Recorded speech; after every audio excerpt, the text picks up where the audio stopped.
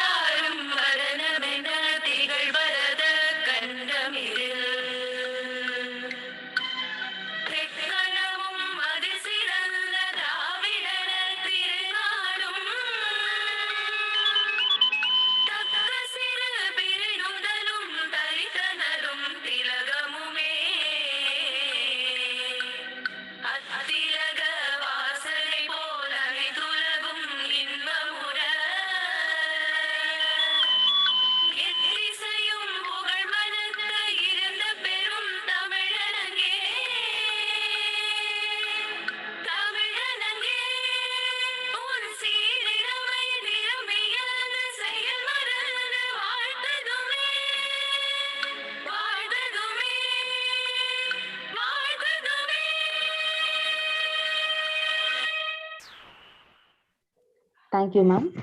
I feel honored to introduce our resource person, Dr. Madhu Smita, patent agent, Lexpert Consilium. Madhu Smita, ma'am, focuses her practice on strategic client counseling and patent prosecution for a range of clients, including grassroots innovators, small startup companies, research foundations, and large biotechnology and pharmaceutical companies. Ma'am Madhusmita provides patentability opinions, prepares new patent applications, prosecutes Indian and foreign applications, and represents appellants before the Indian Patent Office. Ma'am has experience in prosecuting office actions, attending hearings, preparing and filing of pre-grant and post-grant opposition, preparing design applications, preparing and filing for National Biodiversity Authority India approval and supporting the litigation team. As part of to attend the hearings, Ma'am Madhusmita works to develop technical and legal basis for defending the patent applications and manages the preparation of substantive written submissions. Ma'am has represented experience with Lanza Tech New Zealand, Defence Research and Development Organization, CureVac AG, Spiber Technologies, Punjab University, Grassroots Innovatives, BOE Technology Group, Liquid Metal Coating, Ampliwise, George Mason University, Shenzhen Expect Vision Technology. And ma'am highlights on professional, ma'am began a career as a researcher prior to joining Lexpert Consilium. Ma'am was a patent agent and senior associate at another IP law firm. Ma'am has received fellowship under Kiran IPR Women Scientist C scheme by Department of Science and Technology. Ma'am has life membership of Association of Microbiologists of India. Ma'am had presented several papers and published the same. I feel honored to introduce you, ma'am. I request you to address the gathering. Over to you, ma'am. Yeah, thanks, Dr. Mary. I'm really thankful to you to give me this opportunity to just speak out here. And today the topic is do's and do nots in research. And so I'm just sharing my screen. I have.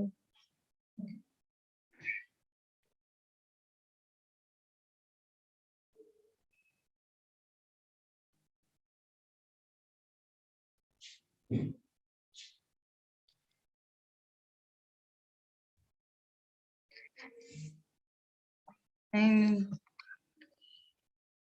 okay, are you able to see my screen? Yes, ma'am. Okay. I also want to thank Samrita for giving me this opportunity. Today evening, I think some of you may learn some things, something from me, if not much, but I think something you will learn.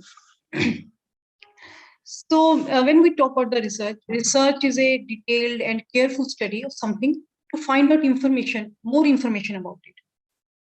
Then we see the word research comes in our mind. Then some other words also come in the mind, like the discovery, question, science, theory, documentation, planning, experiment, publications, knowledge, and most important, curiosity also. Because due to the curiosity, we do the research. And if we talk about the India's position in research, where we are standing.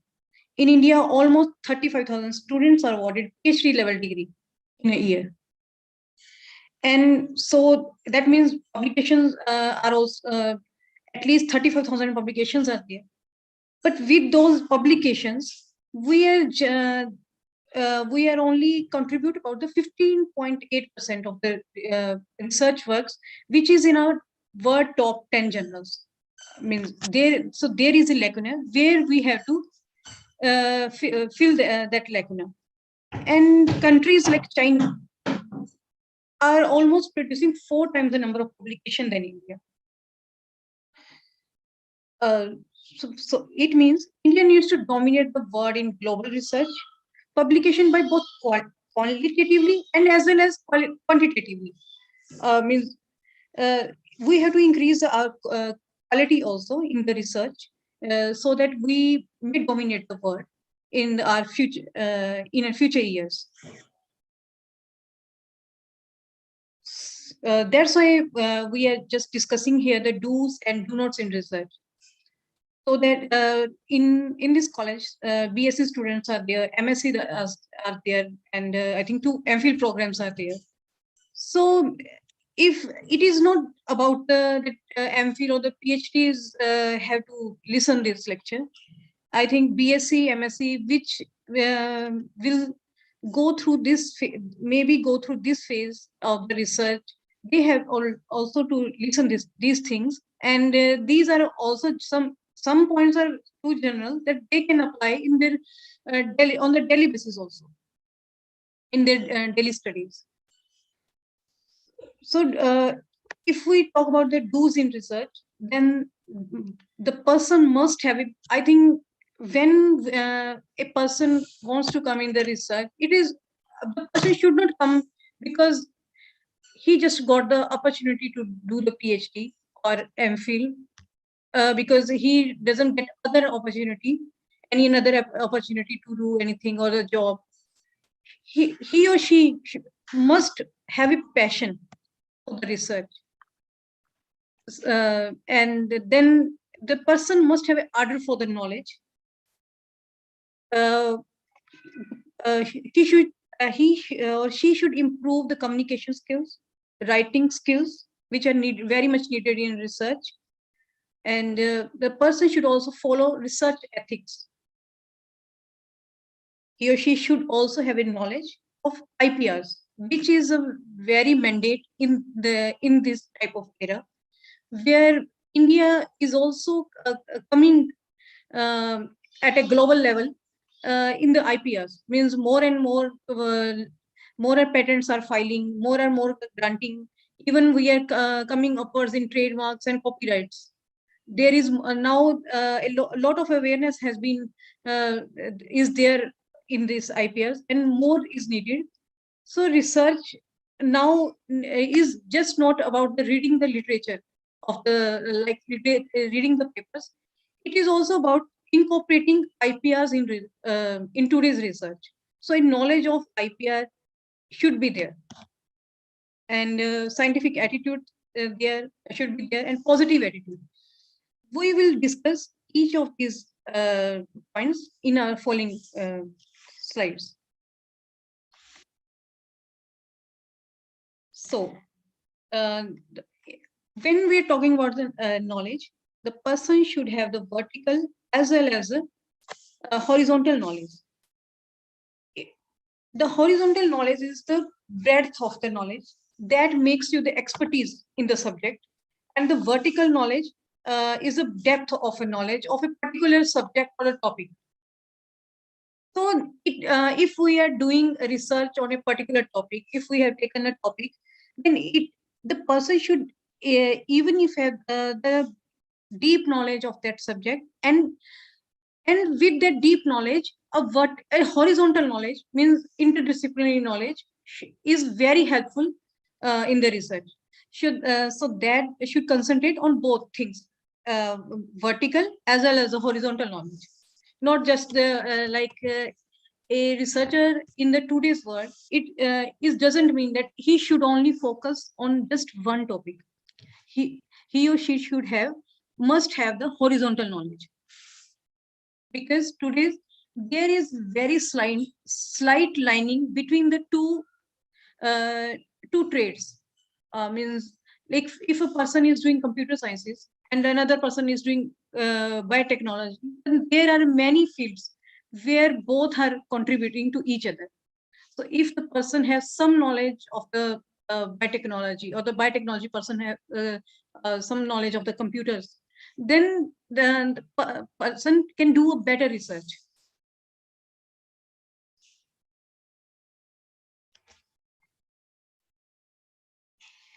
Uh, and now I'm talking about the sources of knowledge, from where we can get the knowledge. Like, everybody knows the newspapers, from the books, national and international conferences, or the journals and articles. Not in the journals, anywhere you see the article you can read. And search engines like websites like search engines like Google, and website like Wikipedia, YouTube, lectures. And if a person and there are some free courses are also available.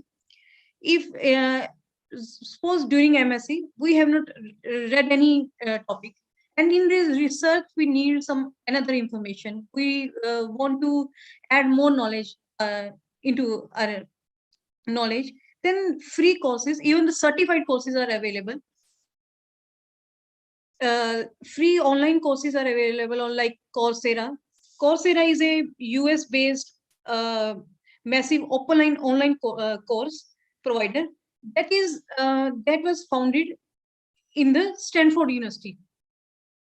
Stanford University computer sciences professor founded this Coursera, and many of the courses are really very, very helpful. Suppose if we do not know how to write an article, then just go to these courses and read about the courses and attend the courses, and even you can get certified from it. NPTEL NPTEL is by the by India, by the IIT and the ISC Bangalore. Same is the EDX. And then MIT, Massachusetts Institute of Technology, also offers free courses. Some other portals where you can get the online courses. Actually, there are lot of online courses are available. Some are free and some are paid. LinkedIn Learning, that is, LinkedIn is a professional site.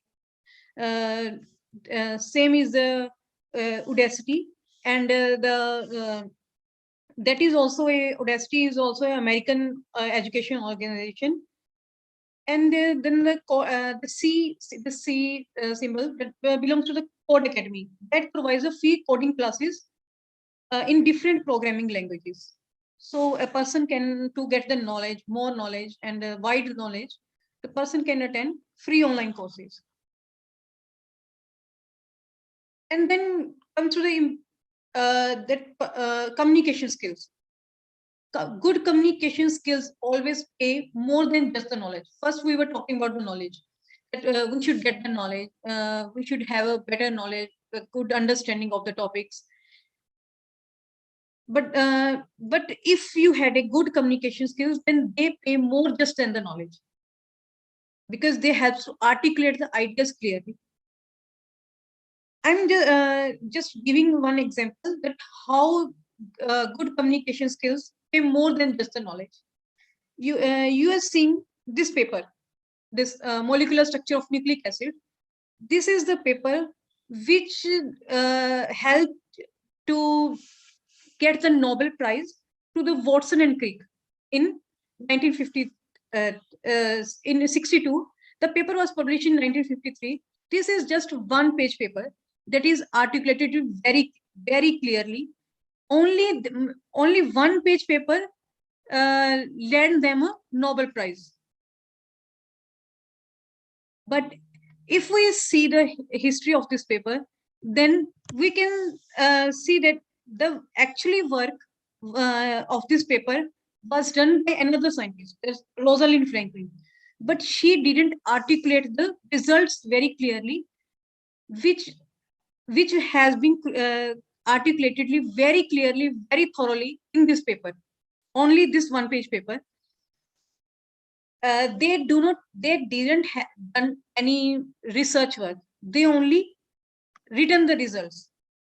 So that's the power of the good communication skills. So you can improve your communication skills by participating more and more in listening. First, you have to be a good listener. Listen carefully so that you can either maybe imitate the person or attend the debates, participate in the debates, declamations, participate in conferencing. I'm not I'm not saying that attend the conference. You can attend for listening, but try to participate in it. Try to do the give the oral presentations. Try to give the any other presentations. If even you have some hesitation in giving the oral presentations, then even try, because if you are a PhD scholar or any researcher, then you should communicate your ideas, or you should be able to communicate your results properly to the scientific community or maybe to the lay public. And also work on the feedback from the others.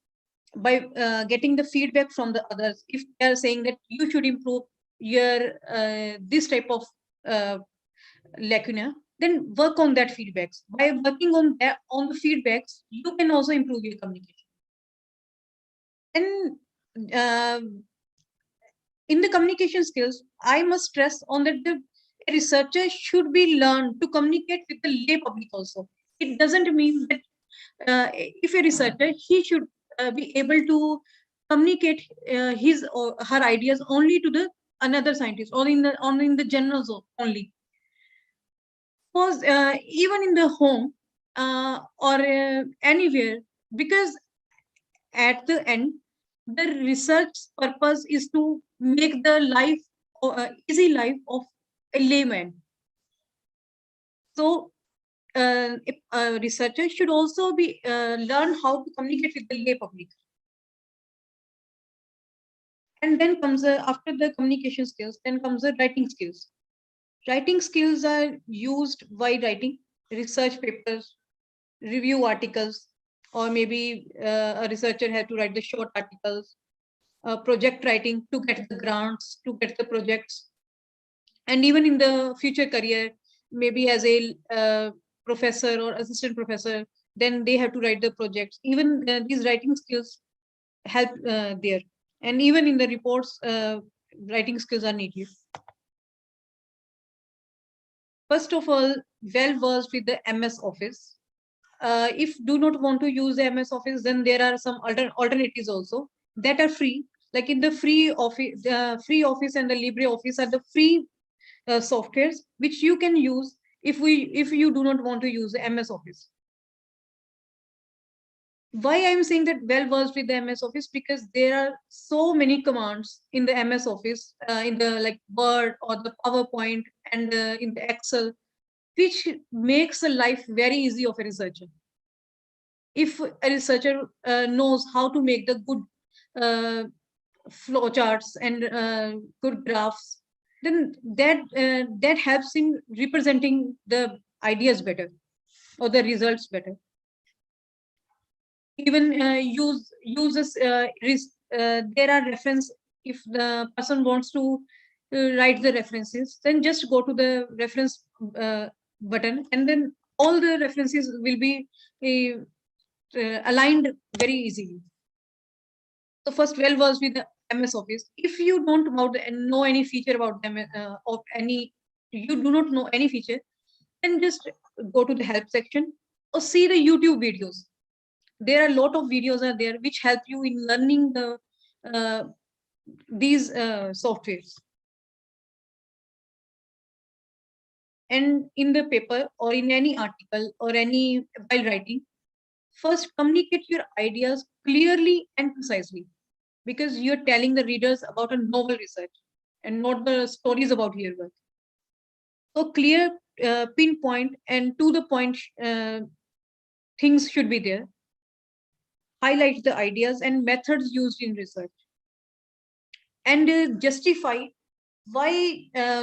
your research with specific reasons, and even give the references, strong references, to justify the things, to justify the results. And always verify the accuracy and correctness of the data. If you are doing a research, then use the statistics tools to verify the accuracy. There are many statistic tools like the MS Excel, SPSS, Graph-Cut Prism. You can use any of these statistical tools. Make sure whatever information you present, the readers form a right and thorough perception of the topic. It means you have written something, but the reader is understanding some another thing. So that should not be there. The ideas should be communicated very clearly. And perform a thorough literature search. Thorough literature search should be up to date. You can, while referencing the things, you may add a reference very old, but try to put more and more recent references, because the recent references told where is the research now, at what point the word is now in that topic, in that subject, in that area. For the literature search, for this thorough literature search, you can search for the patents on the Google patents, USPTO. These are the Google patents, USPTO, Indian patent website, eSpaceNet. eSpaceNet is of the Europe, and PatentScope, that is by the World Intellectual Property Organization. You can search patents. For the patents, you can go there. And for the known patent literature that we generally say as NPL, Google Scholar is there, Research Scholar, Google Patents, Science Hub, Sci-Hub, and PubMed DOAG is there. In this Sci-Hub is maybe illegal in some countries, but these provides the open access to many of the articles which are paid, which are generally paid. So if you want some research paper and that is paid, you can try to search on Science Hub, and even on the DOH. Many other websites are there where research papers, you can get the research papers freely. Further, and test your research information for reliability, and present with ample analysis and logic to show how it conveys and supports your research. So you should provide some arguments also, that why you have reached to this result and what this result means. Provide solid evidence and sufficient support arguments in favor of your research findings. Write your paper with only details about the research work. Cite your references appropriately and mark your notes to remember from where you have taken the data, so that in the when you are referencing, that you reference the correct, put the correct reference there.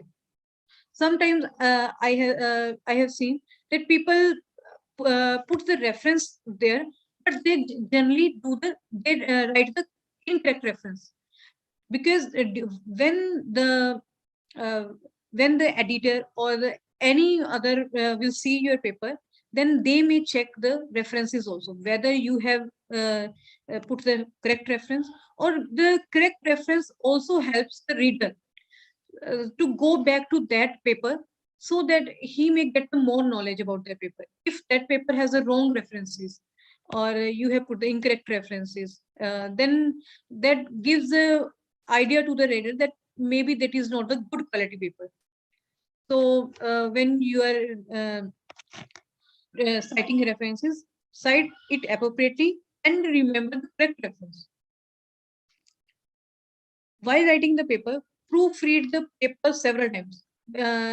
After some time, when we start to proofread it, you may use the speaking skills of the these MS words also, where that means you can listen. Sometimes by listening to the paper or any article, you can better know the wrong things, incorrect things in the paper, and to correct them.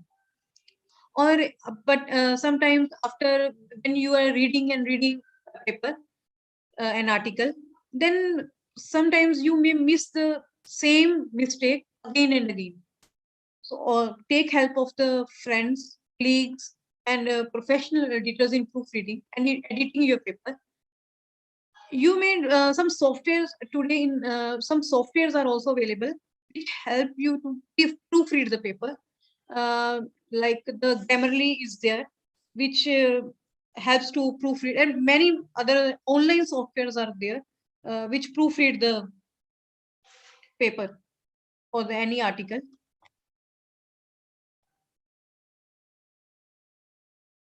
And then always, when you are communicating with the journal, and choose the journals carefully, because there are lot of journals are there, and some write the international word in their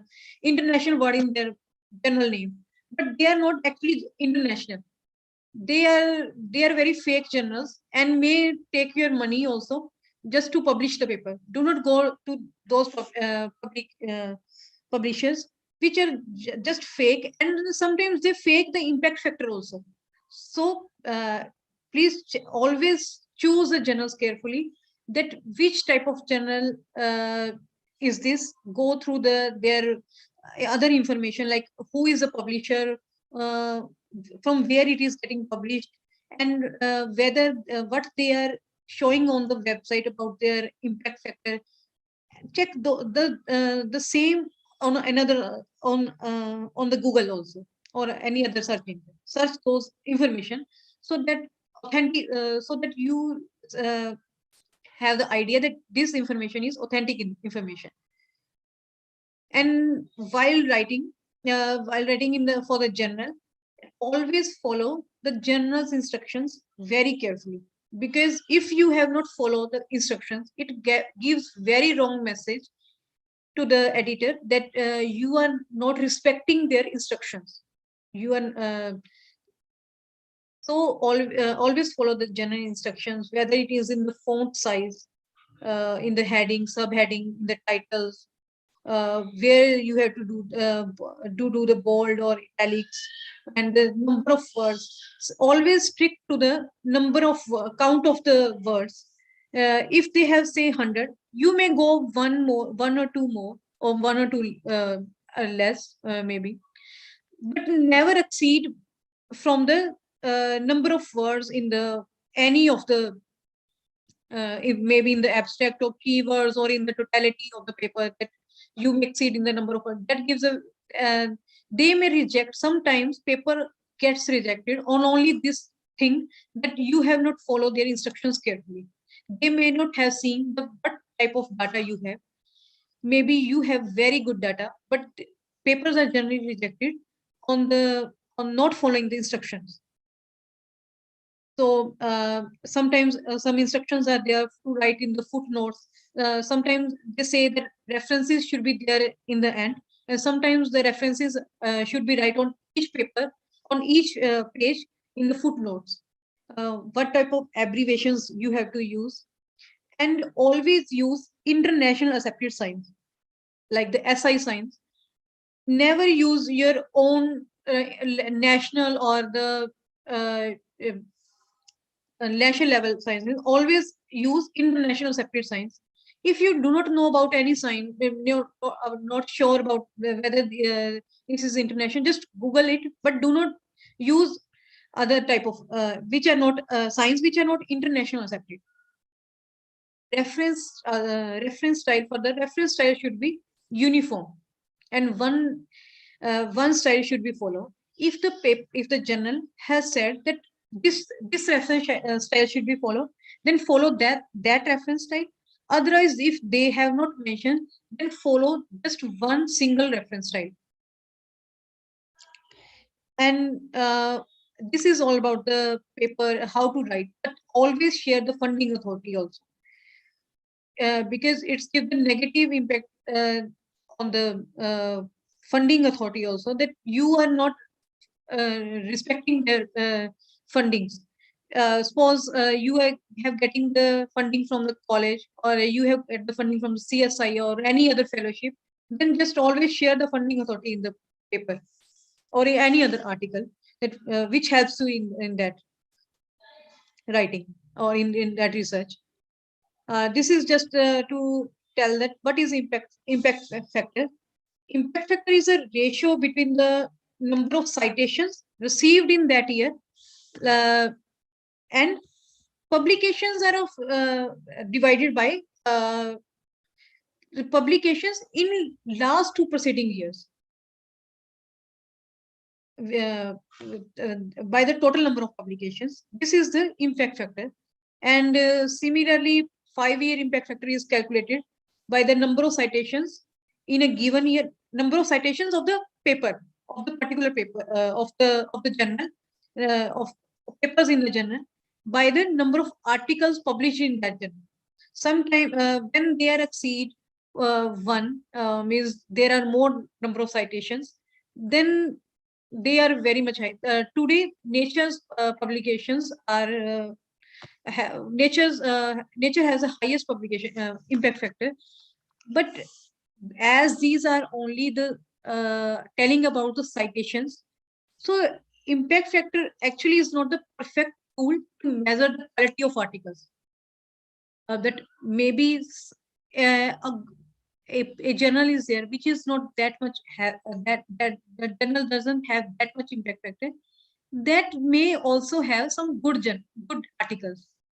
So I'm not saying it here that impact factor, that you should always see the high impact factor of a journal. Impact factor is not a perfect tool to measure the quality, but there is nothing better and more but it is a good technique for the scientific evaluation. So you can rely on the impact factor to decide the journals also, decide the journals. And I want to share further information that UGC has a list of journals which are valid by this authority. So if you are publishing any article and you do not know whether this is okay, you should choose this journal, then go to the UGC website.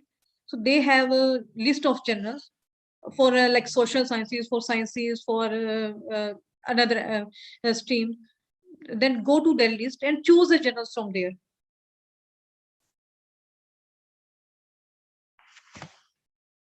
And after that, I am talking that in the paper there are abstract, introduction, methods, results, discussions are there, but how to choose the tenses in those all those. In the abstract, always use the simple past tense. But if there are general statements and facts, then you may use the present tense also. Always consider this thing, that if you are telling a general statement, if you are giving a general statement and fact, then always use present tense.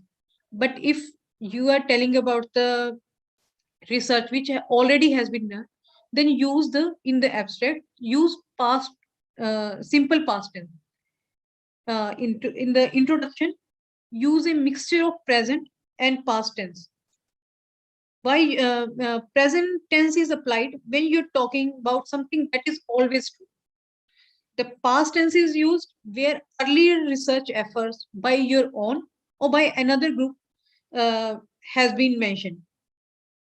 And but if the time of demonstration is not known, then use the present perfect. I always say that always use the active voice, but in methods you may use the passive voice in the simple past tense.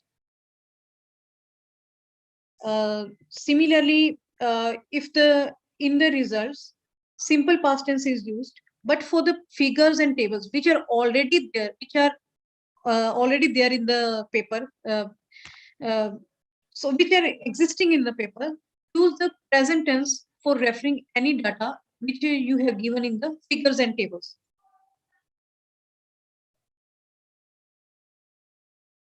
In the discussion, simple past tense for your findings and present perfect tense for the citing information, because in the discussion you have also have to given the references and the arguments to strengthen your findings. So use the simple past tense for your findings and perfect tense for cited information. In the conclusion, present tense is used generally, but if you're talking about the future, but this may be the future work, maybe the future work, then use the future tense. You may use the future tense only in the conclusion if the you're citing that further work will be this or that.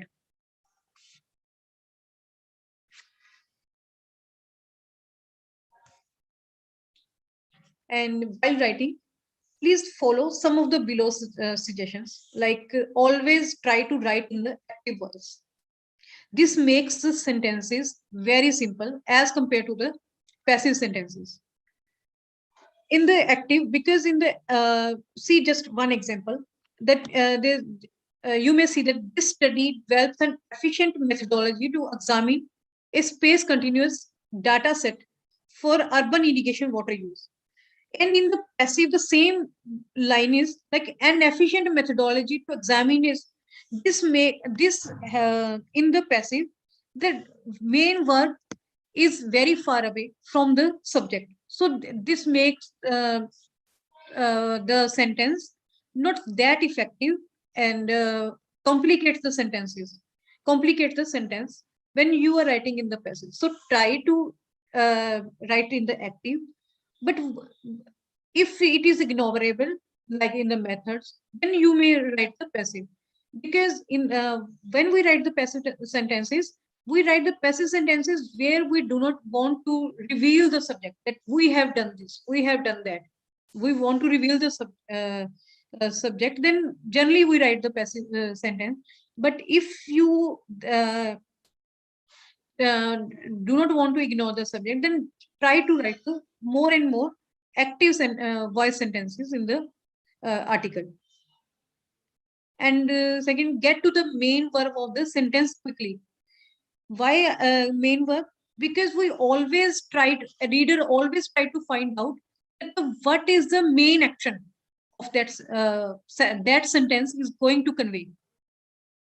Like in this example, it is you may find that one study of the found example, the found is a main verb which is very far away, which while going through one or one and a half lines, then you found the main verb.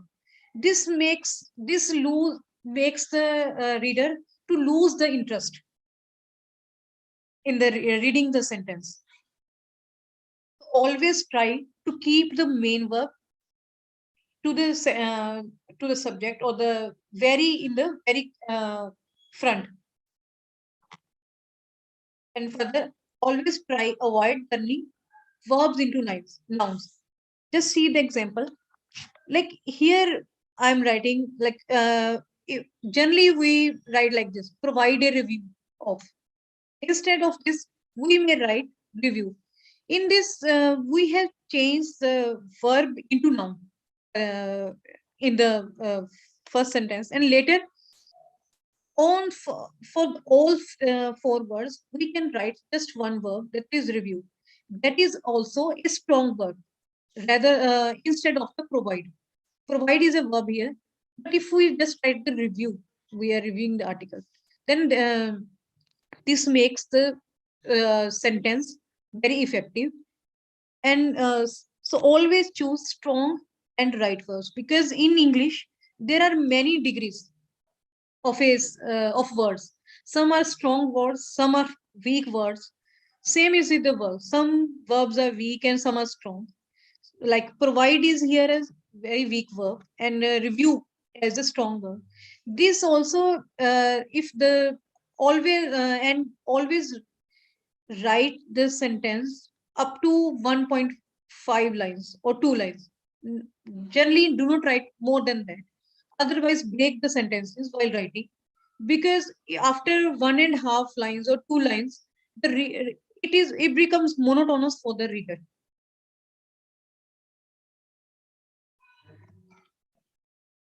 And then after the writing skills, we are focusing on the research ethics, that always avoid misconduct such as data fabrication or plagiarism. Because if we have if you have done some experiment and the results are very wavy, you want that your graph should be very clear and very straight, then it is, you are very wrong, because straight lines don't exist in experiments. Because there are always, when you are doing an experiment manually, then there always will be some error. And do not try to fabricate the data, because suppose if you are fabricating the data in today, and even journal publish that data. I have seen a paper of a very prestigious scientist, that after 20 years that paper uh, uh, got uh, got rejected. Means in all the newspapers, also the data fabrication of the news was there of the data fabrication. Uh, that scientist had done the data fabrication. So that time you may feel very bad. So never try to fabricate the data, and never copy something without referencing. If you are copying something from another document, then always refer that, and by paraphrasing the same thing. For the plagiarism, to check the plagiarism, use many data, like Urukun is used by Shashun College. That may be a paid plagiarism tool. Some free plagiarism tools are there, where you can check your plagiarism for any article you have written. These pledge tools are generally free, and I think up to 1,000 words you can check on that. And in the research ethics, always follow environmental and safety regulations while working in the lab or anywhere. Always follow environmental and safety regulations, because that is just not for the safety of the lab, that is also for the safety of your colleagues. And while writing the paper, or keep always adhere to the norms related to authorship and intellectual property.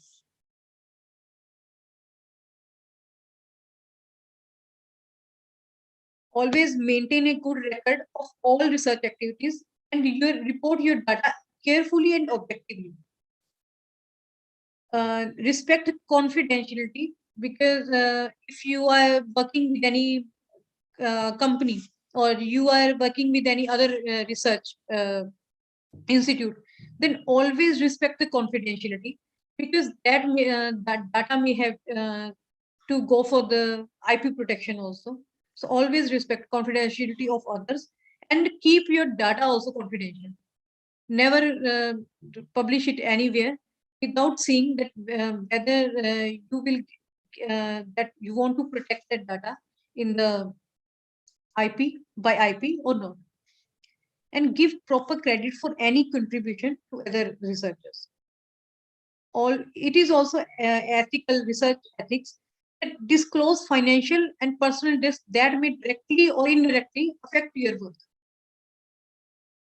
When and in the research work, if there are some animals are there, treat the animals with care and respect, uh, and adhere to the ethical guidelines. And after all the ethics in the today's world, knowledge of the risk IPR is also very important. You may have attended a lecture on the IPRs given by another in the role of IPR in academics. So you may know that to get a patent in India, novelty, inventive step, and capable of industrial application. These three things are needed. What is when you are talking about the novelty? Then what is novelty? Then novelty is any new invention or any invention or technology that has not been anticipated by any publication or any document anywhere or else in the world. Suppose you are want to get the patent in India, but that thing has been disclosed in anywhere in India, anywhere in the world, then even that is not novel. Same has happened. Maybe you know about the turmeric example that some guys were want to get the patent in US on the turmeric for the wound healing, but we in India know that turmeric help in the wound healing for many centuries. So due to that disclosure in India, the person was that guys were not able to get the patent in US also, because that thing is not novel if it is has been disclosed anywhere in the world. Inventive step. Inventive step means that the technical advancement as compared to the existing knowledge or having economic significance, advance in the advancement as an advancement, or both can be there for the inventive step. If you're talking about the capable of industrial application, then it means the invention is capable of being made or used in an industry. So to get a patent in India, the subject matter should follow these novelty, inventive step, and industrial application, capable of industrial application requirements. And further to that, in Indian Patent Act, that is, we also call that Indian Patent Act 1970. Section 3 is there. The subject matter should not fall under Section 3 also. So while we generally say that it okay, we made the checklist that okay, it is novel, it is inventive, it is can be made in the industry, but you should check whether that invention should not fall under Section 3 of the Indian Patent Act. And for the Indian office, also issue some guidelines for the examination, like the computer-related inventions. The CRI guidelines are there. Go through those guidelines also, and some biotechnology guidelines are there. For the pharma people, pharmacy guidelines are there. So always go through these type of documents to get the knowledge of IPRs. And have a general knowledge of the timelines followed by the Indian application procedure, because sometimes, like if you we are filing a provisional application today and we do not know in how much time we have to file the complete, then you may lose a priority. You do not know that in 1 year you have to file the complete application, so you may lose the priority. So at least should have a general have a knowledge of general timelines of the patent application procedure.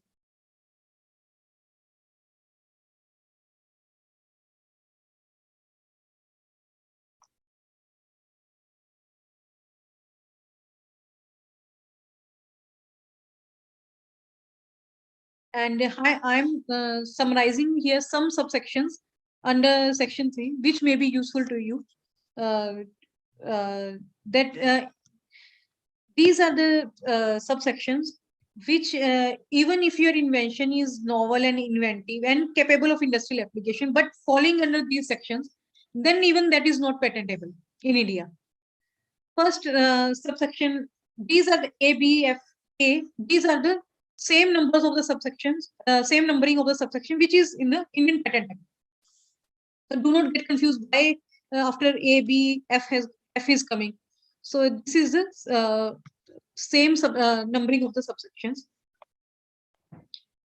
And in subsection 3A says that invention which is frivolous or which claims anything obviously contrary to well-established natural laws is not patentable in India. Natural, what kind of example is there? Suppose we all know that Earth has a gravitational power, and if you are claiming an invention which is against the gravitational, which is against this law, then that is just a, then that invention is not patentable in India. And if I have also see one invention which is rejected obviously by the patent office, that how to walk your cat in the evening. Sometimes this type of inventions come in the patent office, and obviously these are the frivolous inventions, and these also are not patentable in the Indian Patent Act. Similarly, if section 3B says that if you are doing some invention, like if you are want to get a patent on an invention, how to steal the things, or how to kill the things, or maybe to how to get to do suicides, then obviously these are against the public order or morality. Then these are also not patentable under section 3. Similarly, mere arrangement or rearrangement or duplication of known things. Suppose in the computer there is one CPU, one monitor, and there is a motherboard. Some chips are there. You are just to rearrange the chips or other things. Then you can't or duplicate the things, like on the tube. Like some tube is there for the light for the lighting, and one fan is there. You are just rearranging the things on one as a one thing. Then these duplications are not allowed in the under subsection 3 in India. Similarly, a mathematical or business method per se is not, computer program per se is not patentable. But if the computer program, a business method, or any mathematical method, if they are coming along with their hardware, then they are patentable. But per se algorithms or computer programs, if you are want to do patenting in India, then they are not patentable in India, because they become the matter of the copyright, or some another integrated semiconductor program guidelines are also there. They are they can be saved under those. They can be get registered under copyright or any other thing, but they are not patentable. A mere scheme or rule or method of performing mental act is also not patentable. And like I'm presenting here, if maybe I want to present my maybe want to get the patent by this method of presentation, that I can't get this patent, because this falls under the copyright. First, generally in the colleges and the universities, I have seen that people generally file the patent. They think that if after filing the patent, they will even get it, or that is a big thing. But yes, it is a good thing to file the patent, but that is not the end of the things. Because if you have get the patent, if you're filing the patent, then file it like that it get patent. You get the patent, And if after you get the patent, then that getting a patent is not of anything if you are not able to transfer the technology. Because transferring the technology uh, from the invention holder or the applicant uh, to the new products and services is the only use of the patent. Otherwise, you are just spending the money on filing and getting the patent. Always try to do the inventions, keeping in mind that you want to transfer this technology. Transferring the technology generally follows these steps. Like these steps are not like first step, this should be this, second step should be this. These are interchangeable. But first, the discovery and the technology development should be there. And then if you have idea or a discovery, then inventing something, then you IP protection is needed for that. And after the IP protection, after the filing the for the patent application, you may start to do the marketing of that thing, and then do the commercialization and licensing, so that the technology get transferred, and you may get something of that patent. You get the royalty of that patent, or at least that is changed into the that technology is used in the products and services. So it is very important aspect of uh, if we are applying the patents or applying the IPR in our knowledge. If as I was giving the I was sharing the information about the patents, I just want to share some information about the designs, trademark, and copyright, so that you may try to classify under which thing, which information is falling under which thing, which so industrial industrial designs and patents, they are generally people generally get confused that which thing will get designed, which thing will get patent. Any design which has a functional aspect, suppose if a car shape, if we are designing a car and the car shape uh, is is a streamline shape that helps to move it more fast, then that will get registered into the patents, because that design has some use. Then that use will get patent. And if that is just ornamental, just as the surface pattern or the configuration, then that designs will get under registered under designs only. While registering designs, there is a one Locarno classification which is followed while registering the design. Means Locarno classification has different classes to register the designs. Like clothes are registered under different class, and if we are buses, cars are registering under different classes.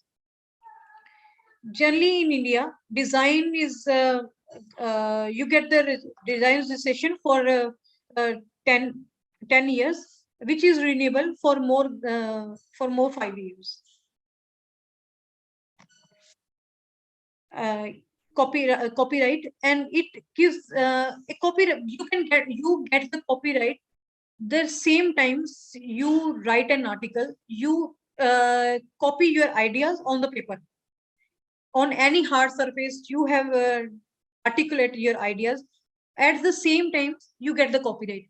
But copyright registration is also existing, so that copyright registration give you more benefit when another person is infringing your copyright.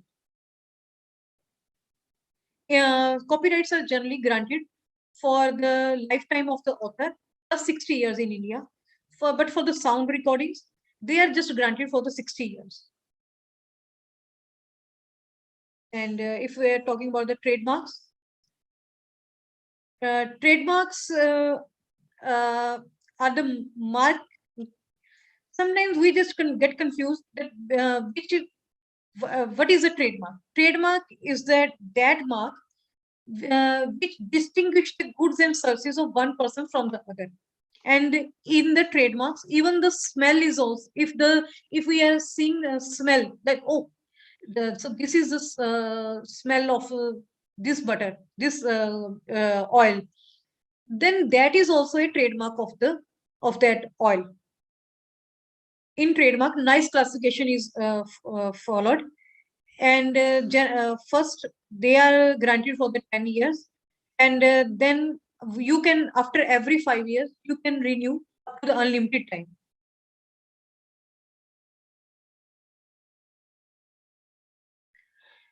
Now we are talking about the scientific attitude, that a researcher should have a scientific attitude, be a problem solver. If a problem is coming to you, then in the this scientific attitude is not only applicable in the lab or during while you are doing the research. A scientific attitude is that which you are applying in your real life also.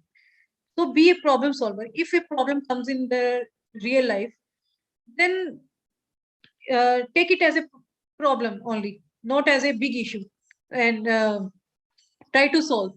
When you have the scientific attitude, only then you are able to apply your knowledge in the research very effectively. And in the scientific attitude, keep an eye for the detailing. Because when you are reading a lot of literature, you are distinguishing the different articles, that what is the difference between them. Then those differences will not be coming the, like, this picture has the 6 differences, you can find the 6 differences in this picture. No, the things in the real life do not come like this. Keep an eye for the detail, and try to in the scrutinize, while scrutinizing, uh, see whether what is the difference, where is the difference. So scientific attitude is like this, that always keep an eye for the details, and after that the person should also have a positive attitude. When doing a research, never lose spirit easily, that, oh, I'm not able to do this, I'm not able to do that, so maybe I'm not able to complete, I'm not able to become a good researcher. Einstein, which is considered as an equal of the scientific attitude, or the which was a great scientist, that his first job was as a clerk in the patent office. You may see so never lose spirit easily. The researching, or this attitude, scientific attitude, a researcher's work doesn't end in the lab only, it goes the whole life. And have a passion for the things, and keep trying and trying. If you are getting failed in the results today, then maybe you get in the next time, or maybe the next time. And in research, even the negative results are results. Never consider that, oh, you have not get any result here, so maybe this negative result is a result. For example, while I was doing some research on the fly ash, it on the fly ash, some I was trying to grow microorganisms on the fly ash, but on the fly ash, microorganisms didn't grow. So should I consider that this result, not maybe this result is not good result? Actually, microorganisms do not grow on fly ash, so this is the result. So negative results are also results.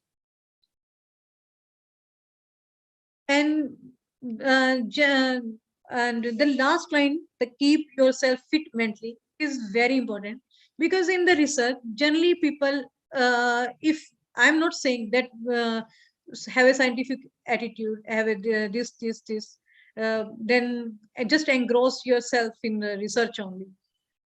Be regular, be time bounded, but and it is never a wrong thing to have a hobby of researcher, because with the research, keep always we stress on the physically fitness, but for a researcher, a mentally fitness is also very important.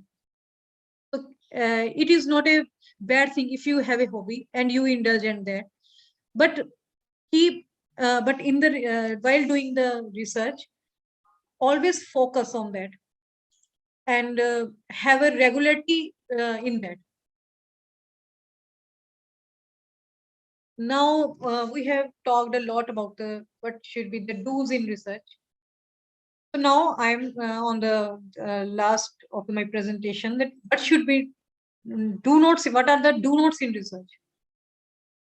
Do do in the research, never misinterpret any information. Be honest with the readers. Do not add any unnecessary details. Always keep to the point. Keep it to the point only. Never give while writing the paper or while doing the research. Never give that incomplete or absurd idea reasons for the research. Do in the paper never make too many generalizations, because it gives the impression that you have nothing to say, is that you are generalizing everything.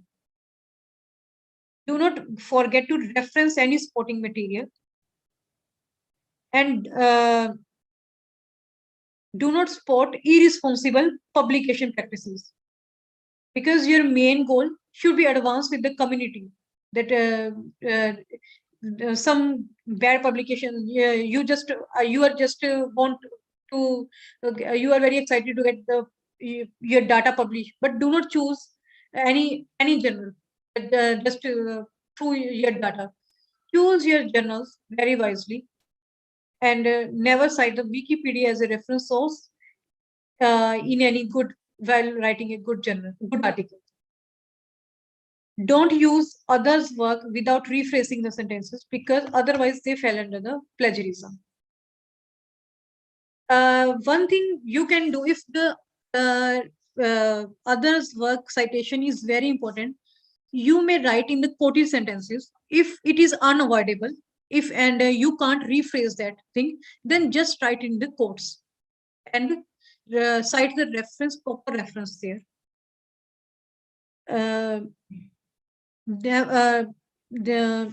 And never use external research data without permission. So this is the end of my presentation. So thanks for the attention. And if you have any questions, then please ask.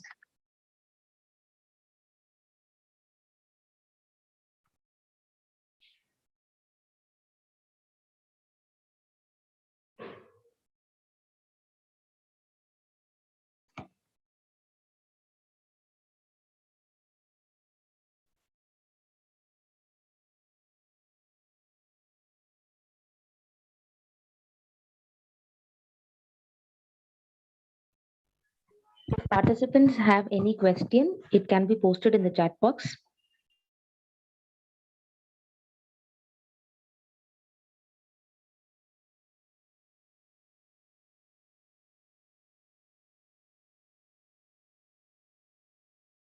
In the chat box, there is no question. Vinay has said the use of types of research paper is a good thing. Okay.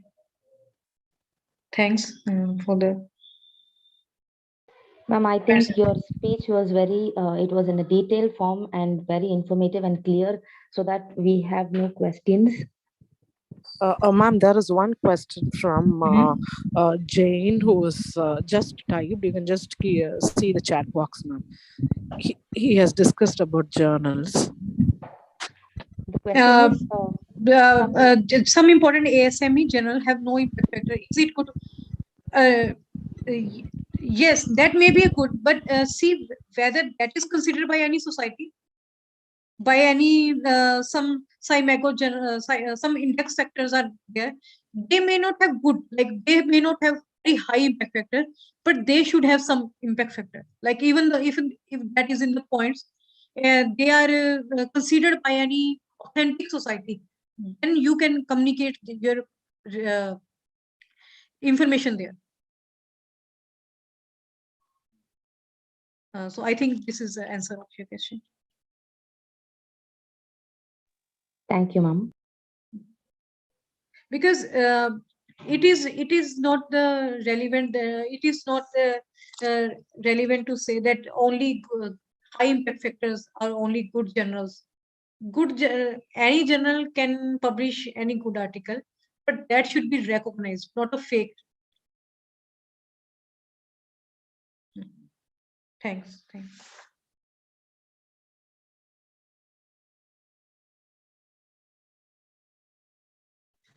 If there is any other questions from the participants? If not, Priya, you can propose the formal vote of thanks. Yes. Good evening, everyone.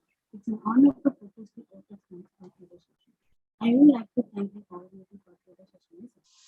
I extend my gratitude as speaker, Ms. Madhusmita, for taking the time to be part of the speaking on research and IPR and for sharing her knowledge and insights. I thank all the participants who are taking the time to attend today's session.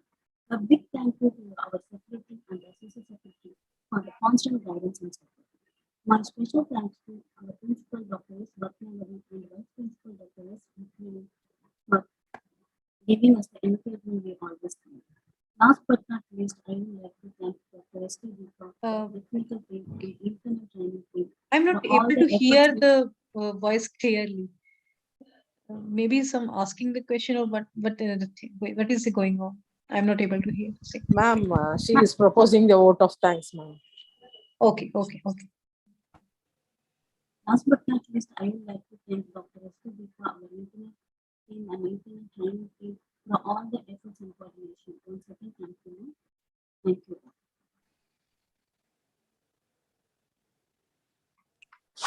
Thank you so much, ma'am. It is really an informative session. Priya, post the Welcome feedback you. in the chat box, please. Thank you so much. Okay, thank you. Okay, welcome. You're welcome.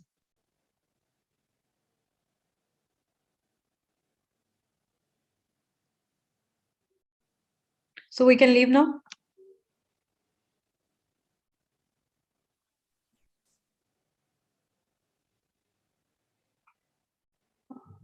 So is it the time to leave the platform? Yes, ma'am. Thank you so much, ma'am. You will definitely become a better researcher after listening to the session. Welcome. You're welcome.